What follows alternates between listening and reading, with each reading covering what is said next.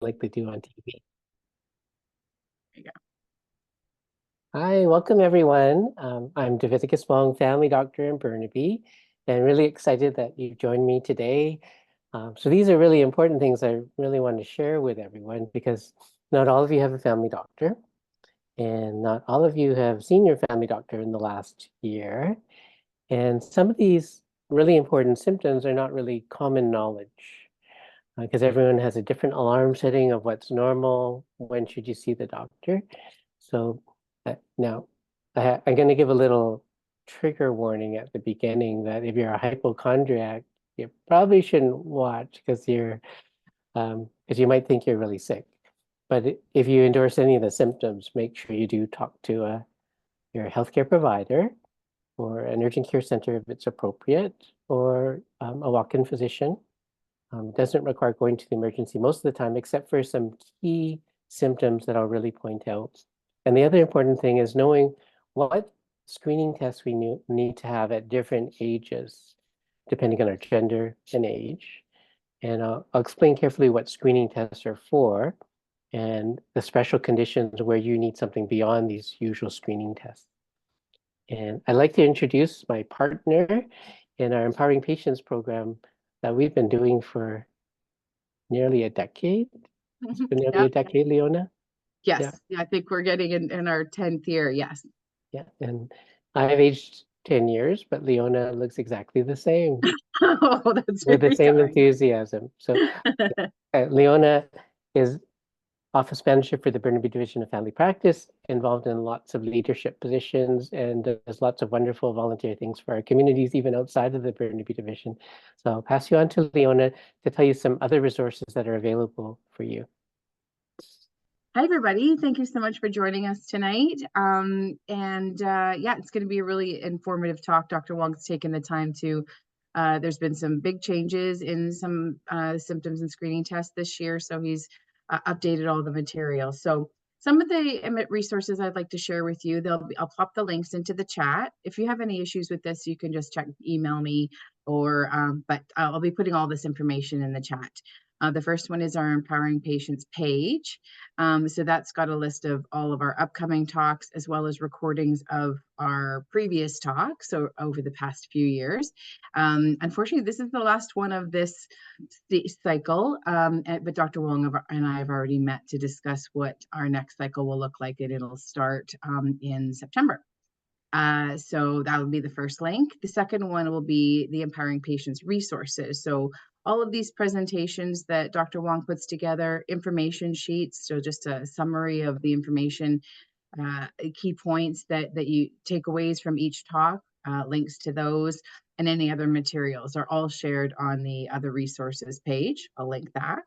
I'm going to share the link for our Burnaby Primary Care Network, so Burnaby PCN, which is our collaboration with the Burnaby Division, the Fraser Health Authority, City of Burnaby, and many, many other community partners have been working together just to make life better in Burnaby, including some health and wellness services that are available for Burnaby residents through their family doctors. Another page I'm going to share, a link I'm going to share is for another series of health talks called Doc Talks. And we actually have one coming up on mental health that's being held next week on Tuesday, May the 5th. I'm going to plop a link to that in there. If you're interested, you can register. They're free.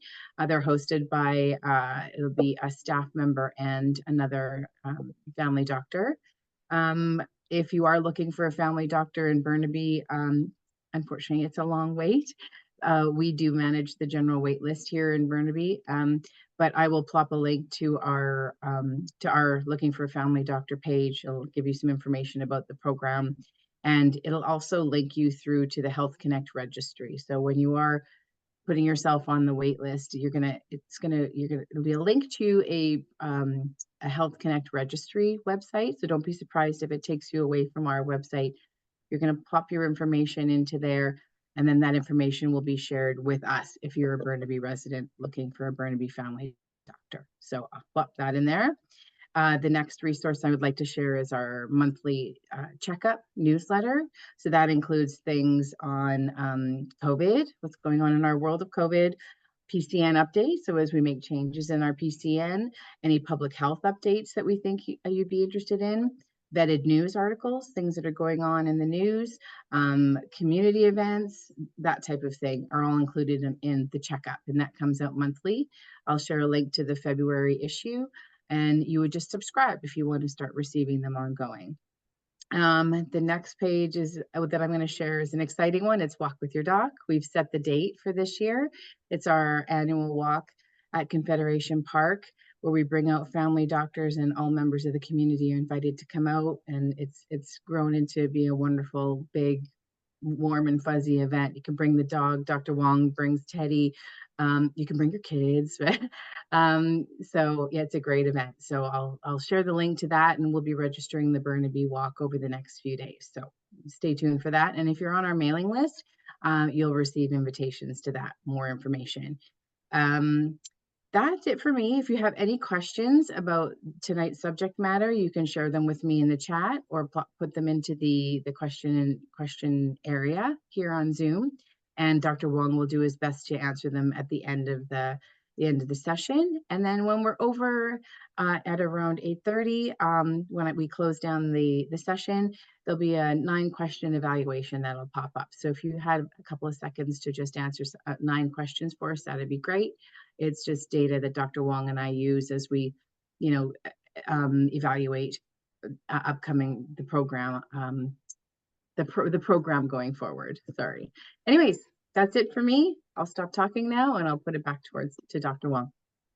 Thanks so much, Leona. So you can see how busy Leona is, and thank you for your wonderful work for our community.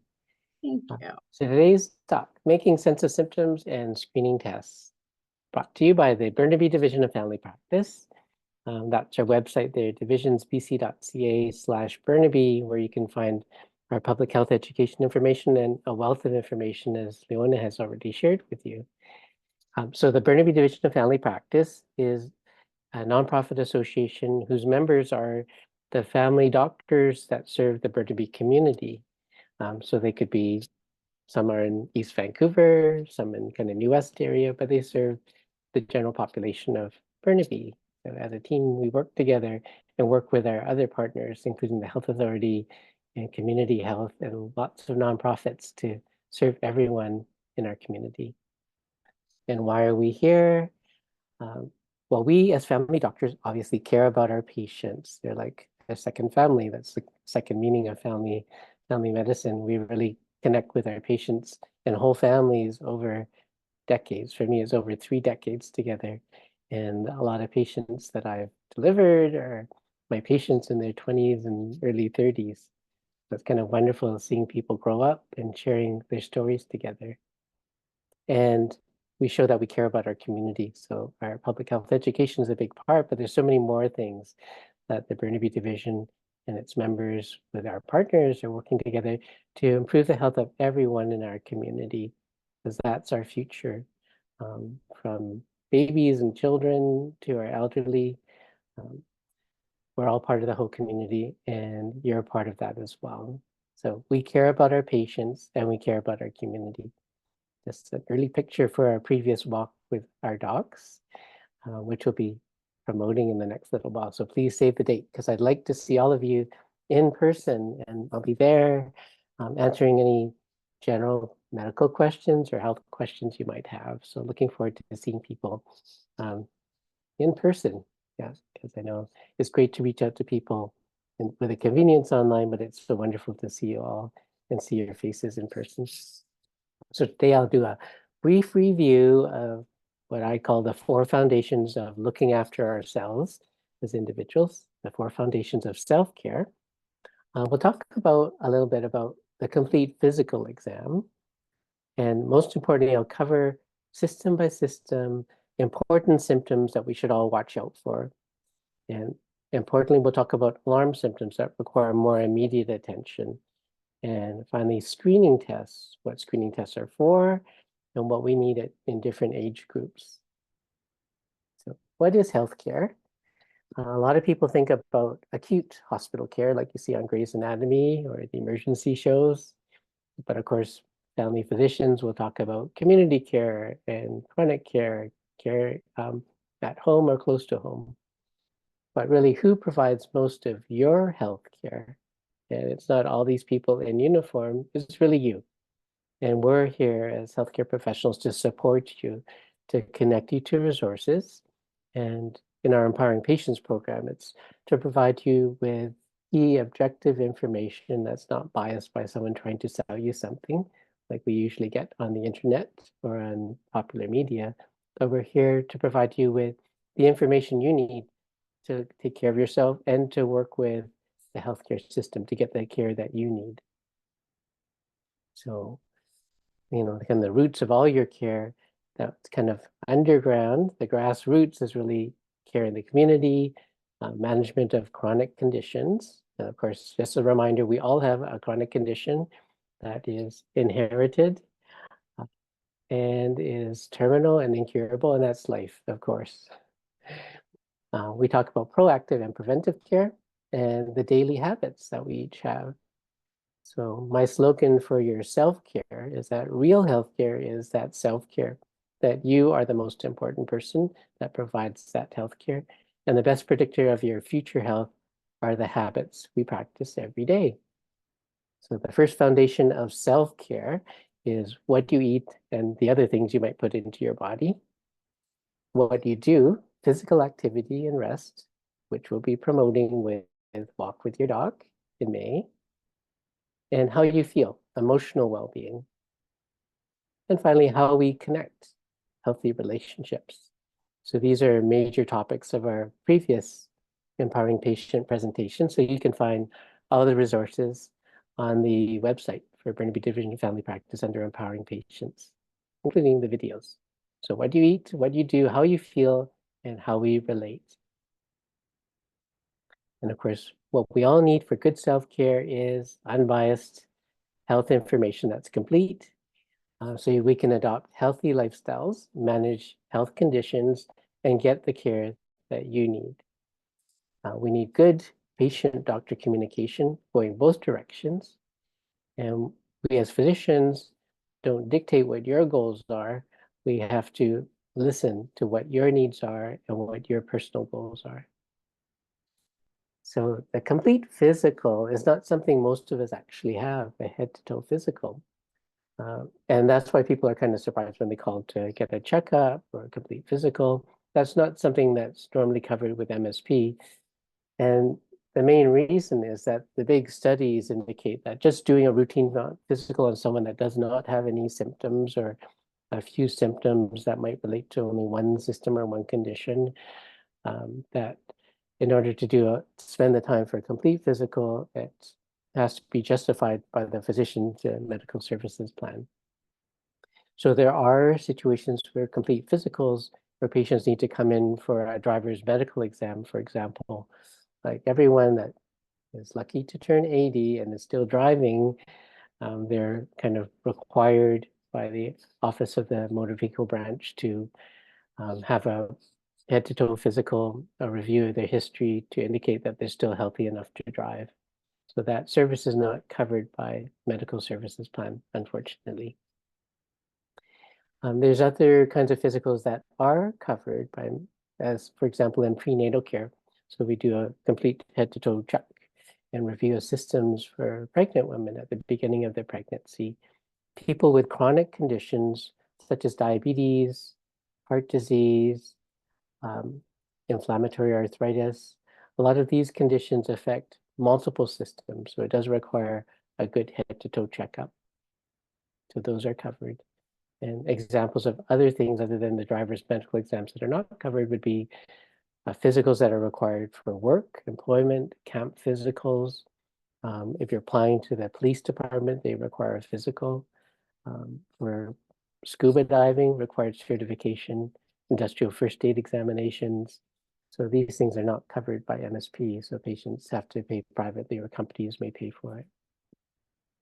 But so part of a physical is the review of systems. So it's actually when a doctor asks system by system, like digestive system, cardiovascular system, hormonal or endocrinological system, we ask a number of questions that might indicate some underlying disease.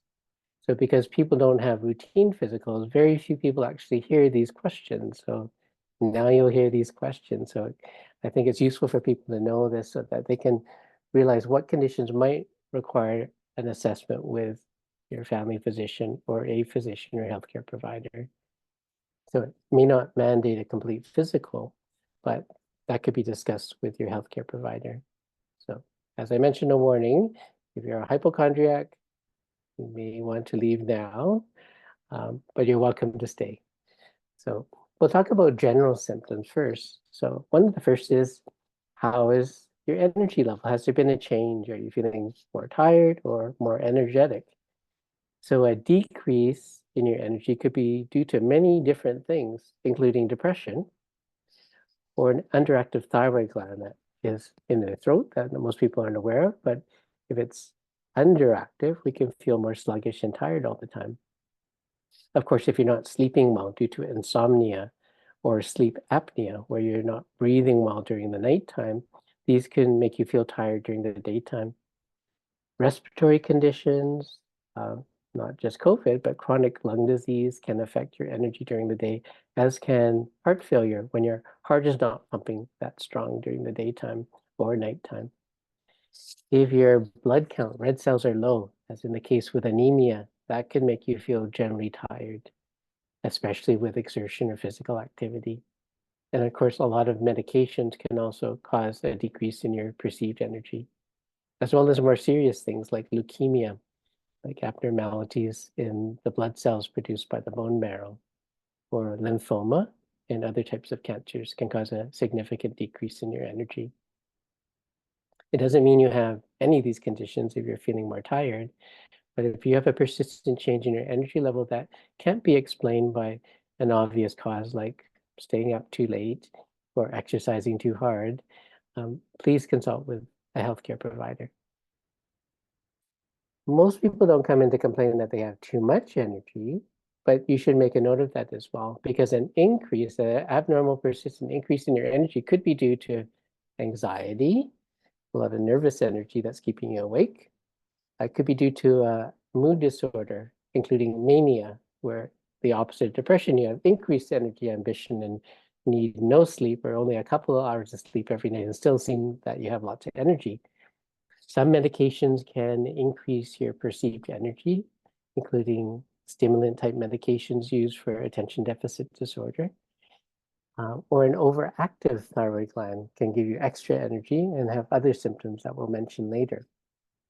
So hormonal conditions. Another question we might ask is, has there been a significant change in your weight? For example, a weight gain that's unexplained. Of course, it could be due to the recent holidays, travel, going on a cruise, excessive eating, decreased activity. It could be due to medical conditions such as diabetes, where you can also get big weight loss too. It could be due to heart failure when you're retaining a lot of fluid and your legs could be swollen. It could be due to your kidneys failing, where you can also retain water, and some medications, and as I mentioned, an underactive thyroid. And weight loss could be due to a condition called anorexia, where you lose your appetite and restrict your calories in eating. It could be something missing from your diet. Depression can cause weight gain or weight loss, mainly by reducing your appetite and motivation to eat. Stress can cause weight loss, even if it's not affecting your sleep. Excessive exercise, diarrhea, not absorbing your food, having a parasite as a souvenir of your last holiday or camping trip. Some drugs can cause weight loss, such as Ozempic, and other medications.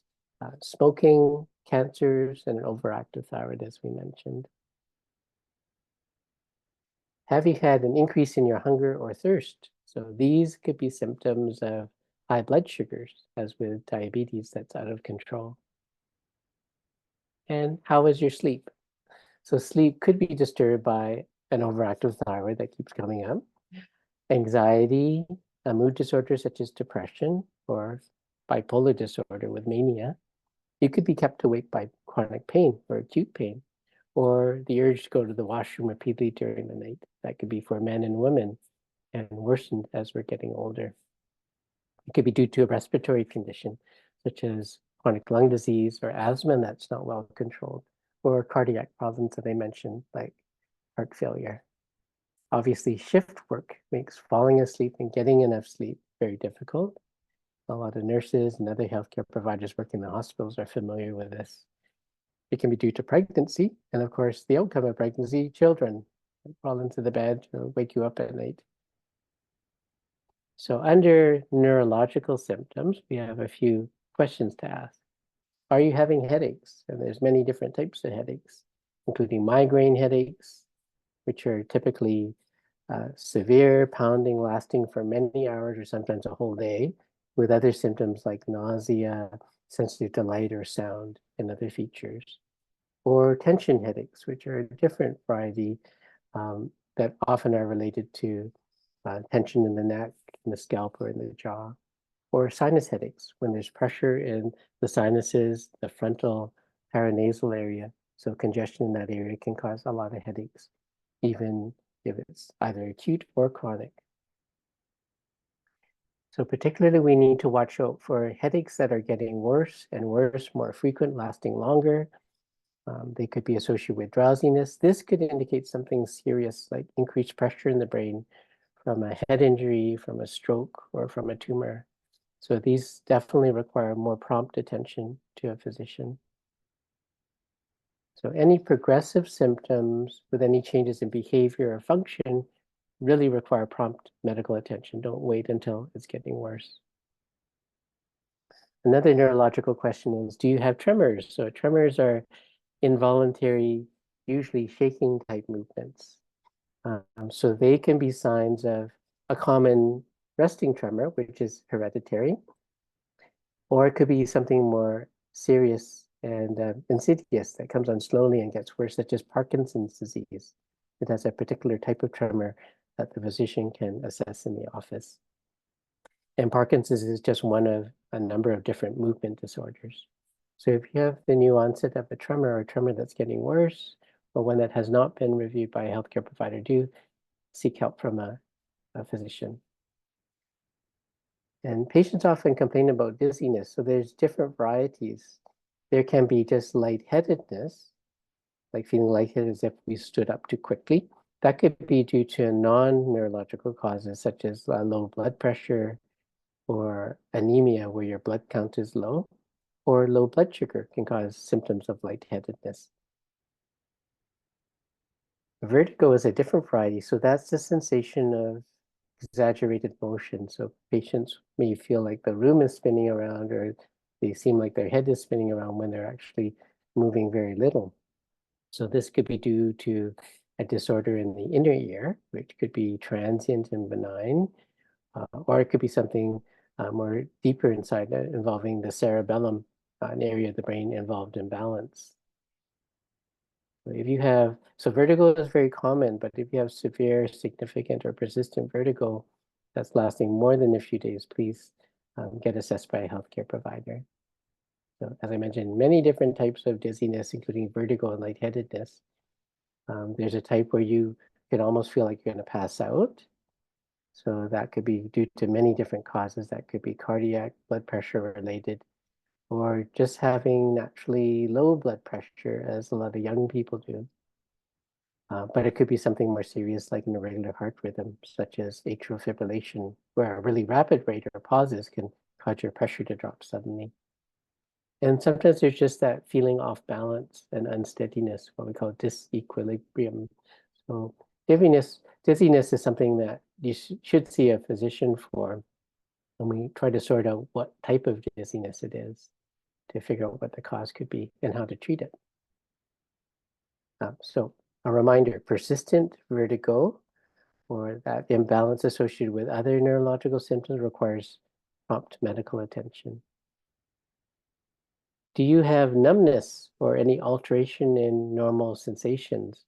That could be due to specific conditions such as carpal tunnel syndrome, where the median nerve that goes to these three fingers, the thumb and the middle and the index finger, that could be due to repetitive stress with typing and lots of work with the hands. Like if you're working at the checkout at Costco, you're lifting and carrying using your hands a lot. You can develop carpal tunnel syndrome, which be numbness from the wrist to these fingers, worse by repetitive action. It could also be due to a nerve being pinched in the spine, like sciatica. So that's a nerve that radiates from the back into the buttock, down the thigh, into the leg, down into the foot is a symptom of sciatica. It could be from a spinal cord tumor or growth, or it could be something in the brain, such as a stroke or multiple sclerosis or a brain tumor. So you should see a healthcare provider to get assessed so we can work out, do a careful exam and careful history and see if specific tests are helpful.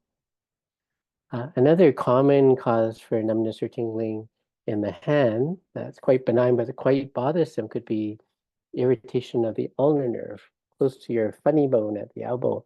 So sometimes leaning on it, doing lots of typing can cause tingling and numbness to the little finger and that aspect of the arm. So that could be sorted out through seeing your physician and doing some nerve conduction studies to confirm. So very important to get these checked out if you're getting these symptoms that are persisting or significant to you. And have you had any memory problems? So the causes could be many, could be aging, could be due to anxiety and stress or depression. All of these can affect your memory. Attention deficit disorder arises in early childhood, continues throughout school, and continues into adulthood, and certainly can be addressed and treated. People always worry about dementia, a progressive change in their short-term memory that can affect memory and function as it progresses, or other conditions that affect the brain. So if you're concerned about your memory, do check it out with your physician, and they can do some careful screening to figure out what the cause might be. Interestingly, in most cases of dementia, sometimes the patient is the last one to know, but the first to know would be family and friends because they notice the changes before they do. A seizure is a temporary loss of consciousness, usually associated with involuntary movement. So the classic would be someone losing consciousness. Eyes could be open, but they're not alert or responding, but they can have shaking in some part of their body or their whole body as well. So any history of seizures that has not been investigated does require attention of healthcare professionals. And of course, it often brings people to the emergency as well. A stroke is a sudden appearance of neurological symptoms such as weakness, numbness, loss of speech, loss of vision, or severe imbalance or behavioral changes. So this is a neurological emergency, and this requires calling 911, not waiting for things to change further, not driving to the hospital, but calling 911 so you can be assessed promptly and taken to the most appropriate hospital as soon as possible. So moving on to the head and neck system. Do you have problems hearing? Usually the answer is pardon. So hearing loss can be related to noise. Earpods that are turned up too high, lots of rock concerts, playing in a band is a big risk factor, or industrial exposure in noisy environments without hearing protection. So often, if people are doing these activities like construction in the past, they may not have had the hearing protection that are mandated now by WorkSafe-BC and by the province. We do lose some hearing with age as well. And we can lose hearing through strokes or tumors or more common benign things like earwax and plugging of the eustachian tube, which we plug and unplug when we go on an airplane or go diving. So that's the connection between the back of your eardrum to the back of your throat. So that can get congested with colds and infections. So if you've noticed a loss of hearing, then it's good to get an examination and check out what the cause could be. Tinnitus is ringing in the ears, and it could be related to hearing loss. Another condition called Meniere's disease, which is associated with vertigo plus the ringing in the ears, or it can be simply from congestion in the eustachian tubes as well. quite a bothersome symptom and quite debilitating when it's severe. So if you do have the new onset of tinnitus, or you're not sure of what the cause is and haven't had an assessment by a healthcare provider, please check it out. Do you have difficulty breathing through your nose? So that could be simply due to allergies or a cold or a sinus infection. It could be due to the nasal septum being deviated to one side, or more seriously, it could be something blocking it, like a foreign body, which of Kleenex, or in small children, a crayon or other objects that they're curious about, or it could be from a tumor. So tumors may or may not cause obstruction or bleeding. So nosebleeds are usually minor, but they could indicate a bleeding disorder or possibly another cause for nasal obstruction, which would be a nasopharyngeal cancer, which is really common in Asians. So don't ignore symptoms that are persistent or getting worse. Double vision is where you have abnormalities with the eye muscles working together, but there could be other causes such as tumors. So definitely get that checked out, unless it only occurs when you have too much to drink. And if you have too much to drink and you get drunk regularly, then I would recommend speaking to your physician, because now the recommended safe amount of drinking is not 2 or 3 drinks a day, it's 2 drinks a week or less. And higher amounts increase the risk for a variety of things besides liver disease. It includes increasing our risk for cancer as well. Any sudden loss of vision is an emergency, because that could be a possible stroke, or it could be the detachment of the retina, the line, the most important part in the back of your eye where you detect light and the important part of your vision. So if you're seeing flashing lights in your vision all of a sudden, a curtain coming down in your vision, don't wait until Monday. Go to the emergency or contact your physician immediately. If you have an optometrist, they're great to see because they can see people much more quickly than sometimes seeing the ophthalmologist. So most important thing, if you get sudden loss of vision, don't wait till the next day. Get checked as soon as possible, either contacting your physician, emergency department, or an optometrist. So on to musculoskeletal systems. This is me before getting 9 rib fractures involving 7 ribs. A couple of them were front and back of my x-rays from obviously from a fancy trapeze trick that I eventually mastered. So some symptoms to watch out for would be swelling and stiffness of joints. Now, of course, it could be normal wear and tear arthritis, but it could also be a sign of inflammatory arthritis, such as rheumatoid or psoriatic arthritis, or even gout. Usually with gout, it's intensely painful, and the joint could be red, hot, and swollen. It would probably want you to see a physician or the emergency if it's very painful, but do get it checked out if you're getting recurrent swelling or inflammation of the joints. Have you had any locking or decreased range of motion in the joints? So that could be due to an injury, or it could be due to a bit of osteoarthritis. So these things usually come on very slowly, so some people don't necessarily recognize that it's a little bit more than regular aging. So if it's affecting your quality of life or your mobility, it's very important to get things checked out. So on to the cardiovascular system. So our questions can include, have you had any chest or pain or pressure? So kind of typical symptoms are possibly angina from decreased blood flow in the heart muscle, or even a heart attack can be a pain or pressure in the chest. But sometimes people don't feel it in the chest. They might feel it in their neck or throat or in either of their arms. So do check it out, particularly if it comes on with exercise or with stress, which is another condition where our heart rate goes up. And if it's relieved by rest, but comes on back when you're exerting yourself and the heart rate goes up, that could be related to the circulation in the heart. So make sure you get that assessed if you're feeling those symptoms. Do you get palpitations? So that's the feeling that your heart's beating either really fast or really slow, skipping beats or pausing. It's normal for all of us to get a few extra beats, occasional pauses, But if it's something that you've newly experienced, or it seems to be associated with any shortness of breath, or you just haven't seen a physician about it before, it's worthwhile getting checked. Have them listen to your heart, review the symptoms to see if it needs some kind of monitor. Do you have pain in your calves when you're walking? So it may not be just sore muscles. It could be decreased circulation in the arteries that run into your legs. So it's similar to chest pain when we exert ourselves, when the heart is working harder. So when the muscles in the legs are working harder and if there's narrowing of the arteries, especially in smokers or others that have risk factors like diabetes or high cholesterol or high blood pressure, it could be a sign of poor circulation in the arteries to the legs. So do get that checked out if you're getting persistent pain in the calves when you're walking, relieved by rest.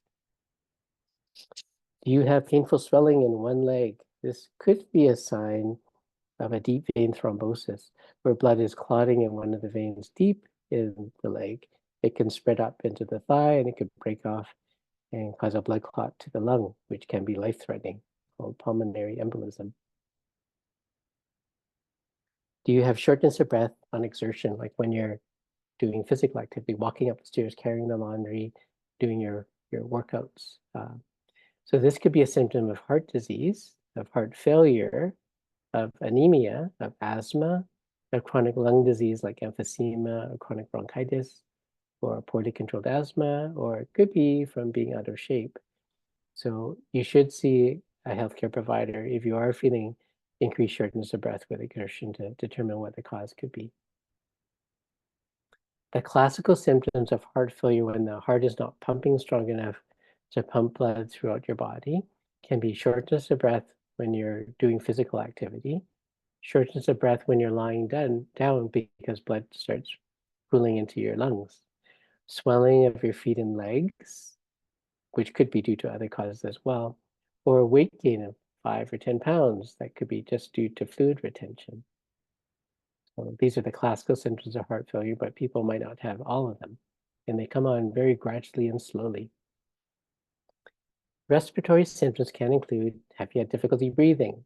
So it could be due to asthma, which is reversible airway restriction, usually with some wheezing, chronic lung disease like emphysema or COPD, anemia, where your blood count is low because our blood cells carry oxygen to all our cells, heart disease, as we mentioned, heart failure, lung cancer, respiratory infections such as pneumonia or even COVID-19.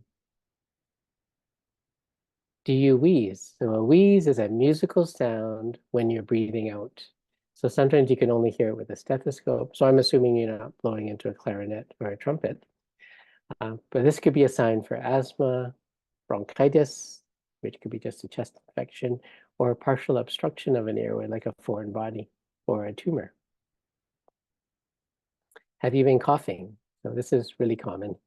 So there's so many causes. So a cough is caused by any irritation of the airway from the back of your nose, throat, trachea, and into the chest.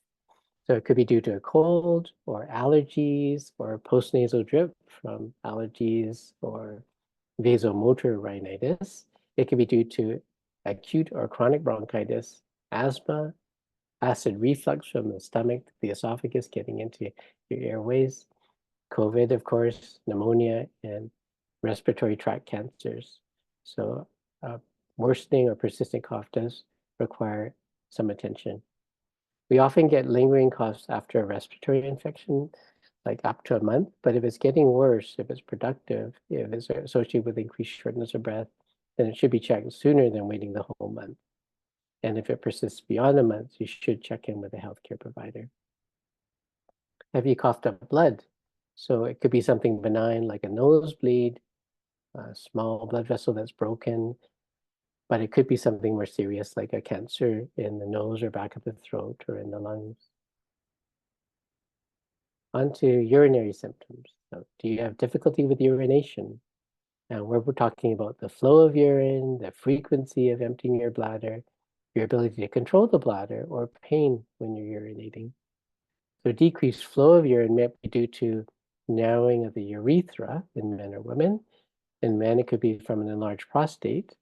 It could also be due from a tumor. Urethral stenosis is common as we get older, very common in women after menopause due to the lack of estrogens. Typical symptoms of bladder infections are increased need to urinate, sometimes burning when you're urinating, but there's similar symptoms to urethritis, which could be a sexually transmitted condition. Incontinence means loss of control, in this case, your bladder.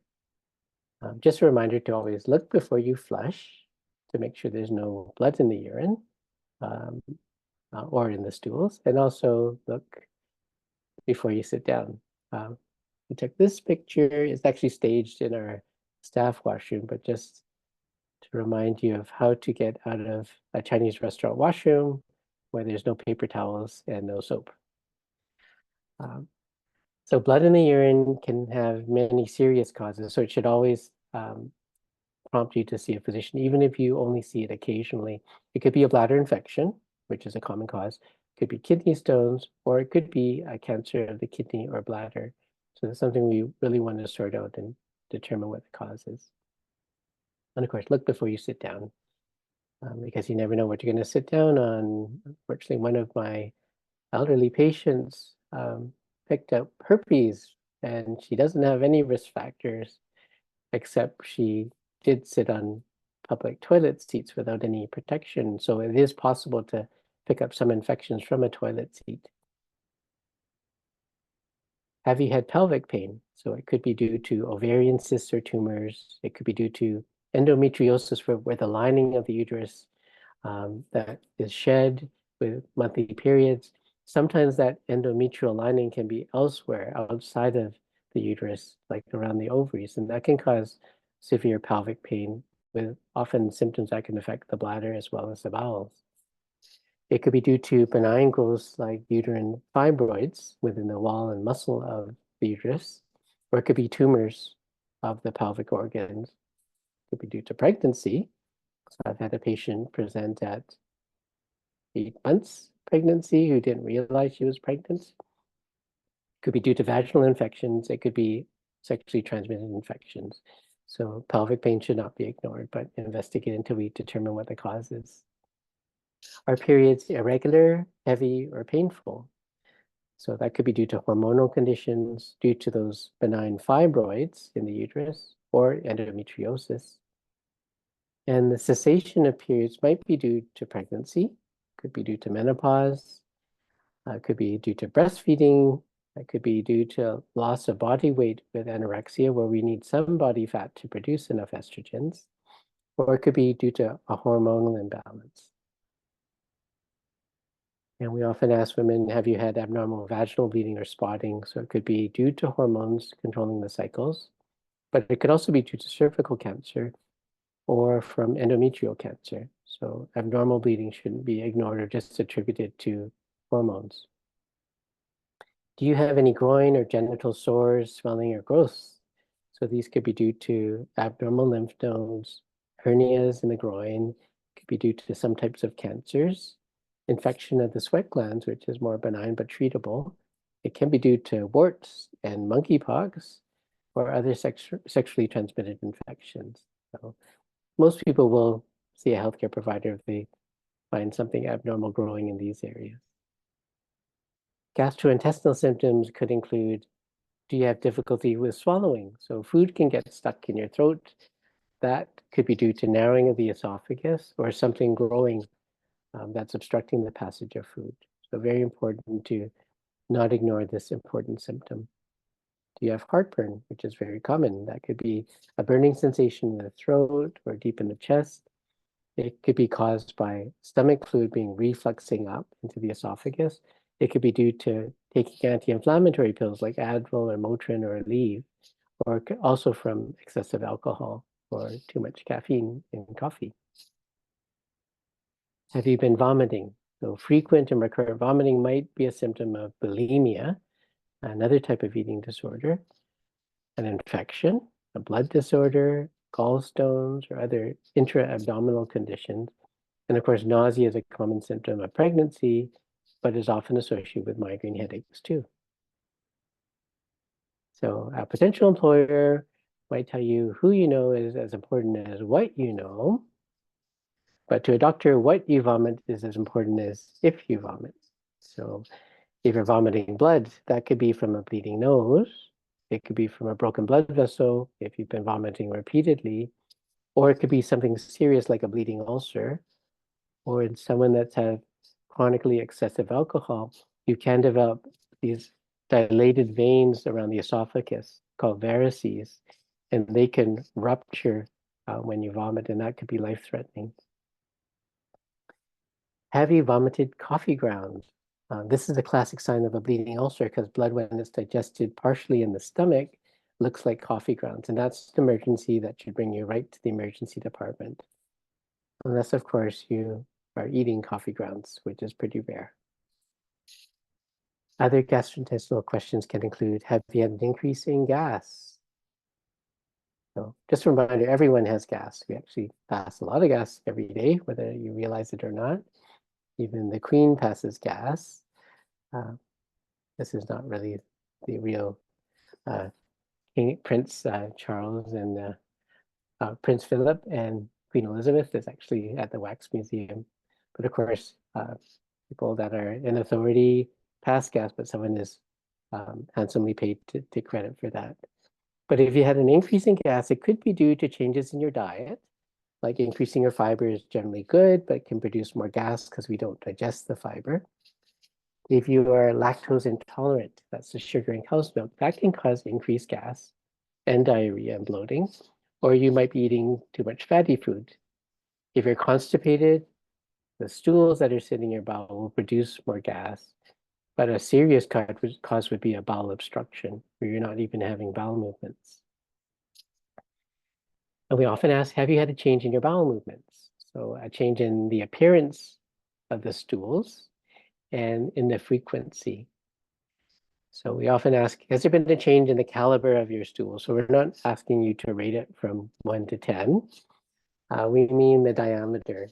So persistently pencil or pen thin stool or persistently flattened stools might indicate something that's compressing it, like a colon cancer or other growth in the abdomen, like a huge fibroid uterus. So persistent lasting changes in the shape of the stool might indicate something serious.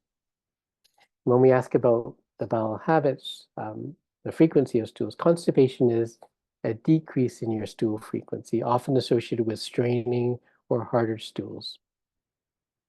Whereas diarrhea is usually loose or watery stools.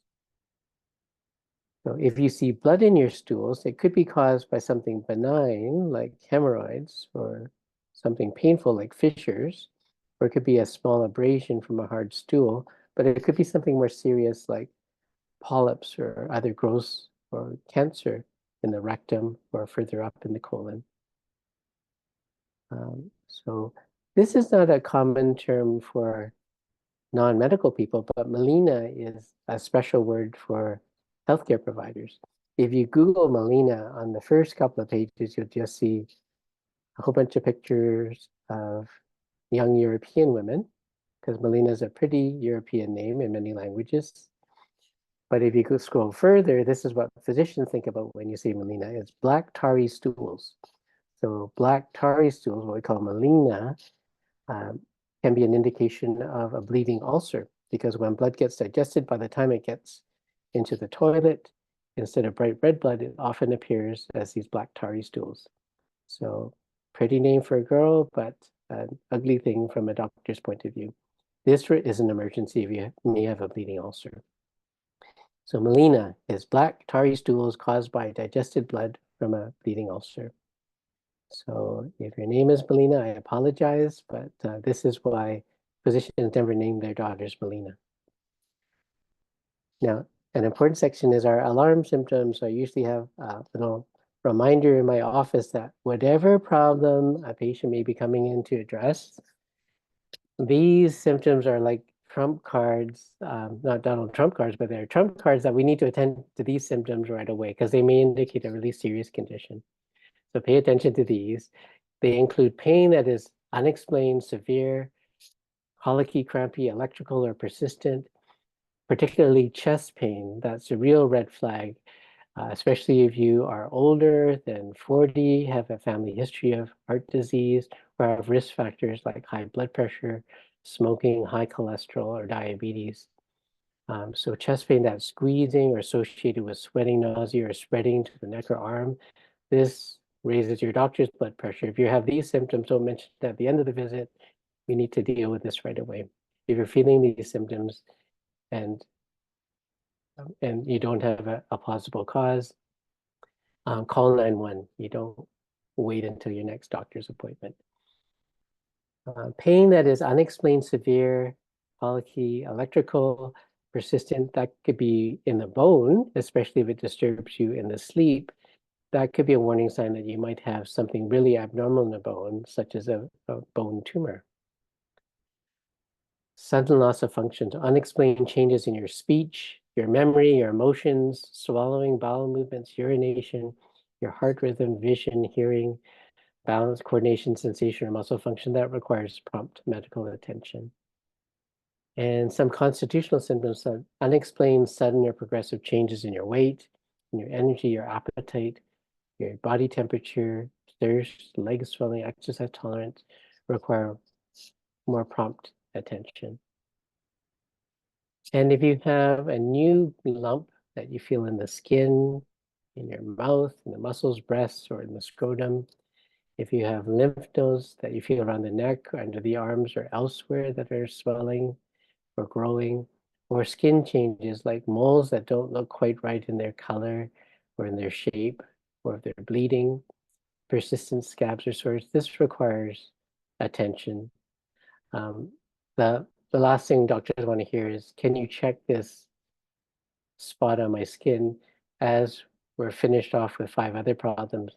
You don't want to rush the physician. This should be a reason for a visit so that we have enough time that we can examine, measure, assess things, and tell you what to watch out for. If you ask us to check something like momentarily out the door, then it's hard for us to document things and take a proper history and warn you when to come back and to reassess. So atypical moles or possible melanoma could be marked by these ABCDs of moles. So they apply to moles, which are usually flat, pigmented lesions on the skin. So if they're asymmetric, if you draw a line down the middle and it's not a mirror image of the other side, like perfectly round, this could be indication of an atypical mole or even a skin cancer. If the border is uneven and jagged, if the color is uneven or changes, and if the diameter is bigger than the end of a pencil eraser, like bigger than 5 millimeters, or enlarging, would be indication to get things checked. Now, there are other skin conditions like seborrheic keratosis that are totally benign, and they can be irregular, raised, they can sometimes bleed or catch on things. But if you're not sure, it's really important to get them checked out with a physician. So much of the time, it can be something benign. If you're not sure, then we're happy to check it out and confirm that it doesn't have any features of concern, or if it's something that requires close follow-up.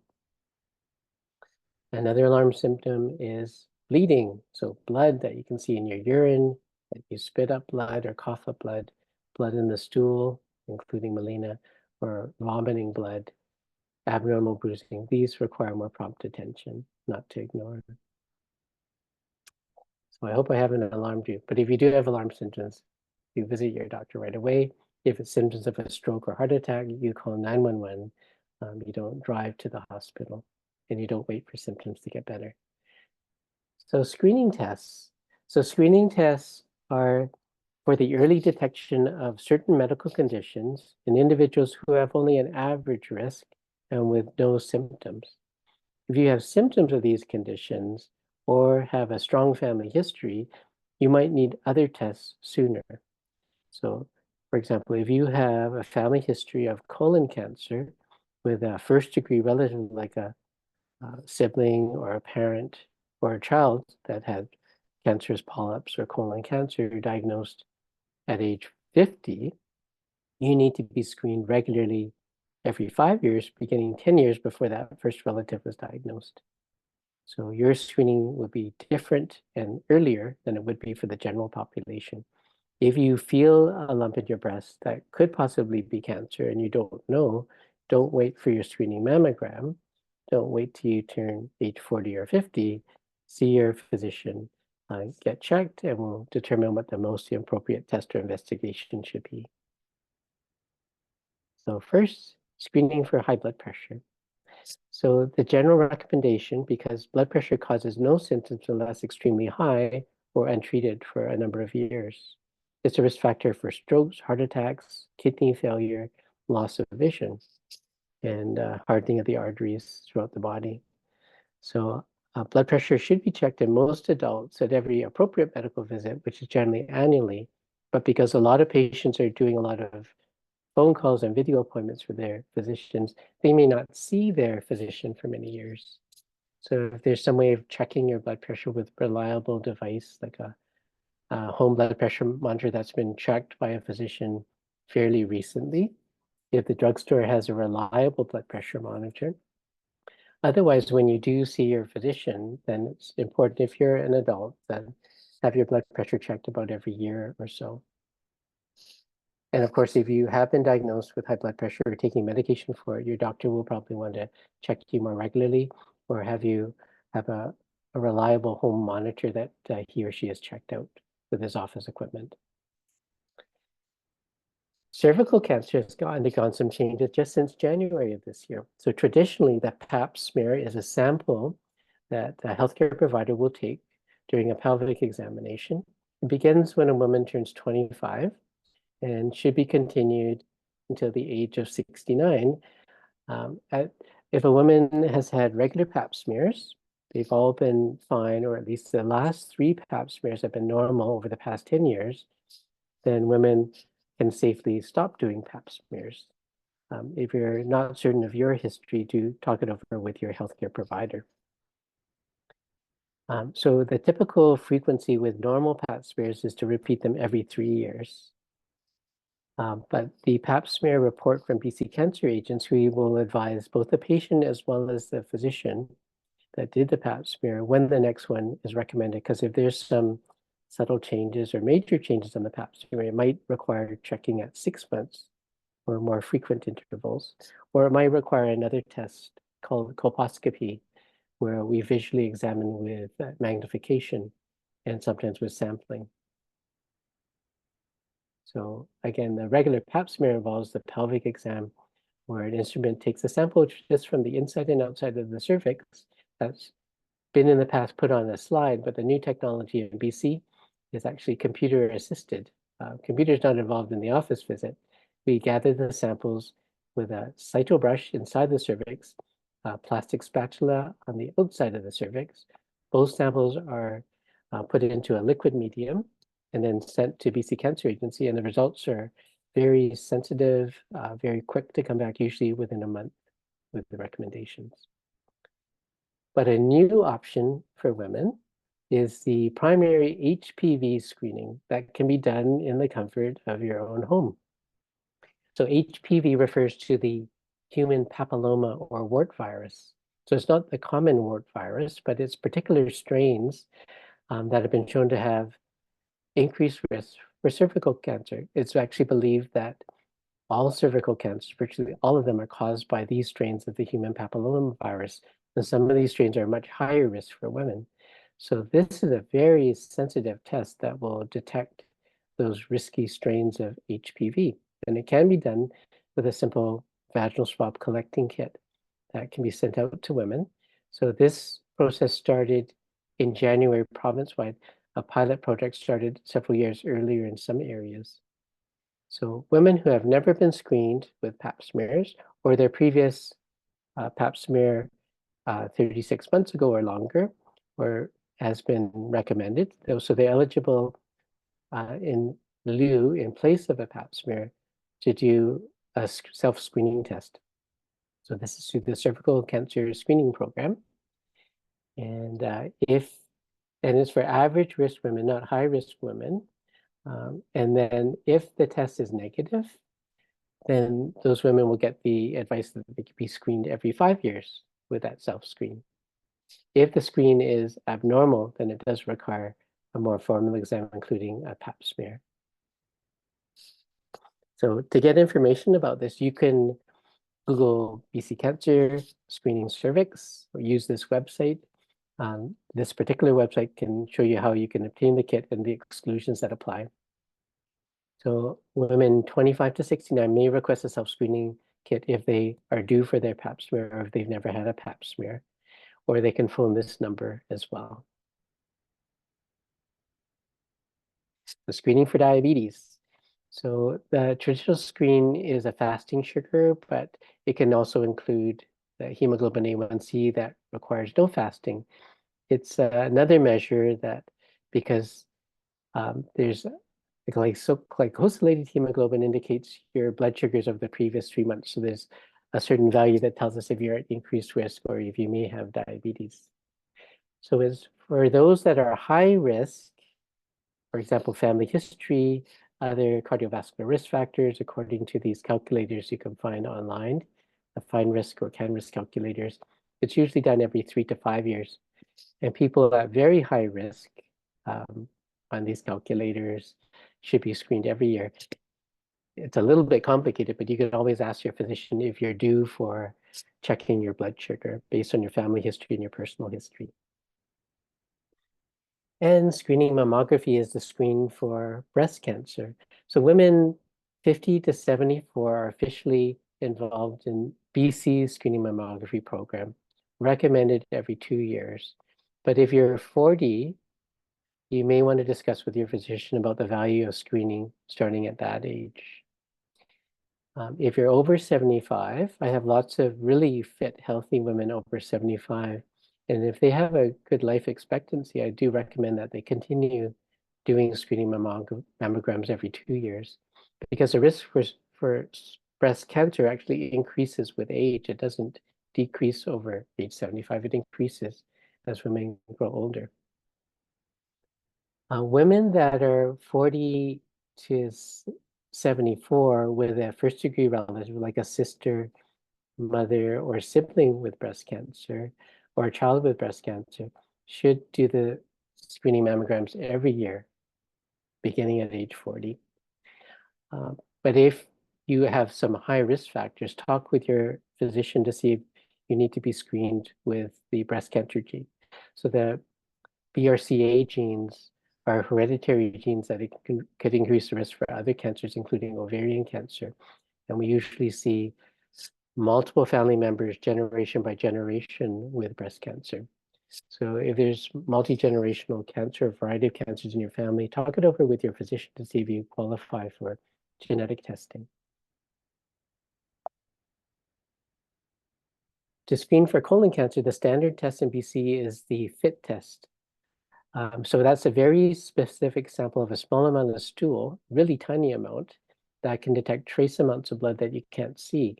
And it's specific for bleeding that's from the colon itself, not from the stomach or higher up in the intestinal tract. So it starts at age 50 and is done every 2 to 3 years. An alternative in some provinces is doing a colonoscopy every 10 years, but that's not publicly funded for most people in BC. If you have an abnormal FIT test that shows some blood, then you will have a publicly funded colonoscopy offer that can be done quite promptly, just to make sure it's not due to a polyp or precancerous change or colon cancer. But if you see blood in the stool, you should see a physician. Don't rely on the FIT test, but something could be bleeding intermittently. Screening for prostate cancer is the digital rectal exam, but don't get excited that that's a fancy high-tech test. It's digital, it really refers to my gloved finger. I won't tell you which one, but usually it's the longest one. So men over 50 every year, most of the time, should see their physician to talk about doing a digital rectal exam. And just as a hint, with the digital rectal exam, don't ask for a second opinion right away, or the doctor will have to use 2 fingers. There is another screening test, but it's not publicly funded, and it's the PSA blood test. So it hasn't been recommended as a routine screening test, and it's not covered by MSP. It costs about $40 if you do it at Life Labs. it still requires a requisition for a physician because it must be interpreted with symptoms and the size of the prostate on the digital rectal exam. But in a healthy man of 50 to 70 with a long life expectancy of at least 10 years, otherwise very healthy, should consider and talk to their physician about doing PSA testing because we can detect things sooner than we can feel it with a digital rectal exam. So as a reminder, screening tests are for individuals of average risk, not increased risk due to family or personal risk, and patients that have no symptoms. So if you have rectal bleeding or clear symptoms of diabetes, don't wait for just the routine screening tests. See your healthcare provider so we can do the appropriate testing sooner than these guidelines. And again, if you have family history of certain specific conditions, you may need other testing at different ages, usually sooner than what we've indicated. So that's a load of information, and Leona has told you about the links so that you can have a copy of these slides and this information. There's a one-page summary of symptoms to watch out for that you should probably print out and keep handy or keep it on your device. And yeah, do see your physician regularly and appropriate to make sure you have these regular screening tests done. They're very important as we get older. So again, what is health? Is it the absence of disease or the treatment or cure of disease? I define health, this is my own opinion, as the optimal balance of the important areas of your life. Your personal life, your family life, your social life, mental, physical, social well-being. It's based on what you value, what's important, what gives you meaning in life. And it's about achieving your positive potential, your unique potential, your gift to society and the people in your life. It's a balance of all those important areas that have value to you. So I would like all of us to imagine achieving our positive potential in health and in well-being. And please share anything you see of value, hopefully most of it, with people that you care about and other people that weren't here this evening, because we're all part of this expanding circle of care. And a friendly reminder, I'd like to see all of you and your family and your friends at our Walk with Your Doc in person, Saturday, May 11th. So our next Empowering Patient Talk will be in association with the Walk with Your Doc. So usually we have it at Confederation Center close to the track. Usually we do it just before the talk, just to get everyone excited about healthy physical activity. So hope to see you all there, and details will be pending. You'll see updates Leona will be posting on our Divisions of Family Practice website. So That's right. So I will stop my share, and then I'll ask Leona, are there any questions? We do. It's been a very quiet but engaged group. So I've got a question here. You mentioned the healthy aspect of sleep. Do you feel that the idea of getting enough sleep has become unfashionable in popular media and society and a metaphor for laziness? How is one to gauge proper and healthy sleep in terms of quality and quantity? Yeah, so we used to think you can get by in very little sleep, and I think I was just sharing with Leona just a few days ago that there was one week I had so many things to do with a bunch of workshops I had to give, some public talks, finishing off a newsletter for a nonprofit where I actually got 3.5 hours of sleep. So, in addition to my 60-hour work week looking after my patients and administrative work for my practice, I had all these little extra things. So I felt terrible, and I don't recommend it. So a one-off is okay when you really have to, but most of us do need 7 to 8 hours of sleep every night.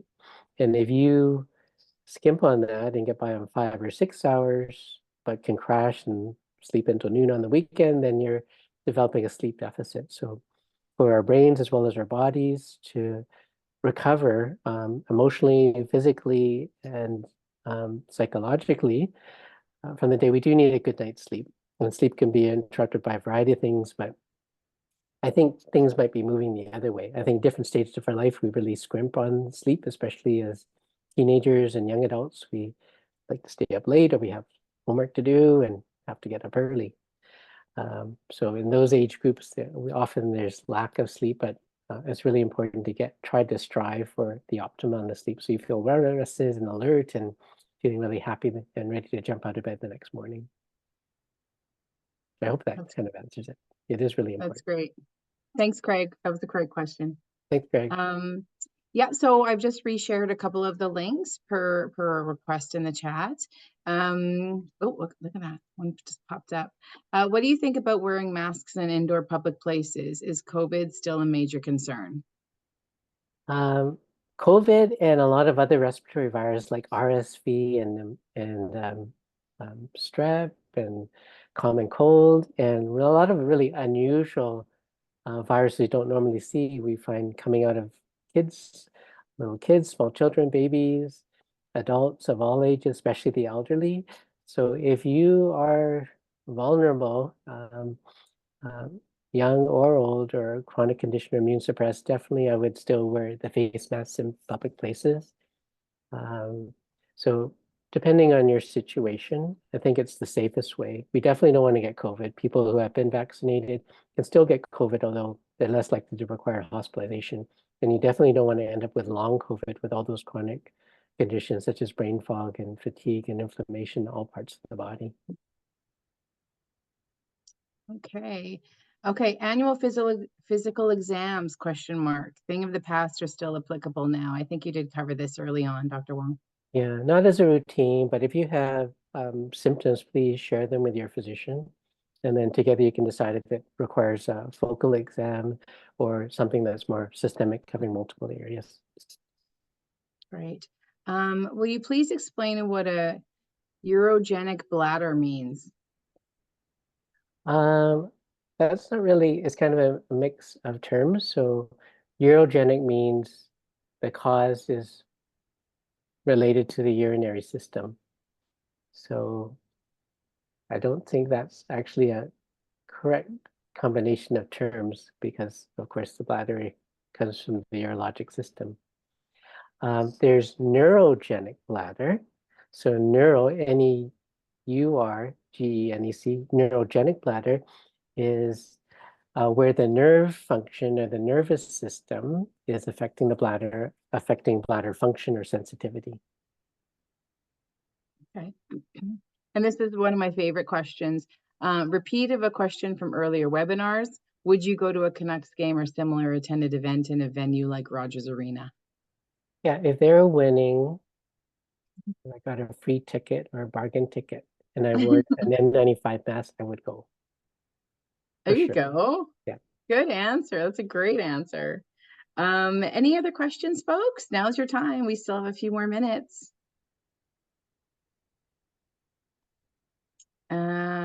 I've got a comment. I don't know, you might be able to see it too, Dr. Wong. An old friend of patient Pete Cordoni. Thanks for joining us, Pete. Good Nice to meet you, from Pete. you. Nice to see you. Great. And I'd like to do a quick shout out. One of my wonderful colleagues, Sonia, is in the house tonight. So thank you, Sonia, for logging in your spare time. Thanks, Sonia. Hope you learned something. Oh, she actually raised her hand. Hang on, let me see. Sonia, did you want to pop it into the chat, or I can let you, there you go, if you want to make a comment. You're muted.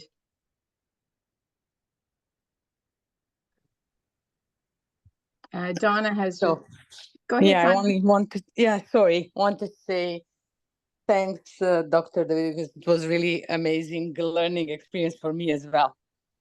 Oh, thanks for joining us, Sonia. Thanks for your kind words. Great. And Donna said, thank you so much. This has been so informative. So that's great. So now's the time for us to do the evaluation while we've got people on a high. So don't forget, if you do have 15 seconds to answer the questions at the end, that'd be really great. Any other questions? Oh, wait, we got no. Thank you. Is your WACA Confederation suitable for people with a disability? I believe it is, right, Dr. Wong? Yes, for sure. Yeah, they allow, any aids or anything. We've had wheelchairs there. Yeah. People with crutches, canes. safest place walkers. to walk. It's like the safest place.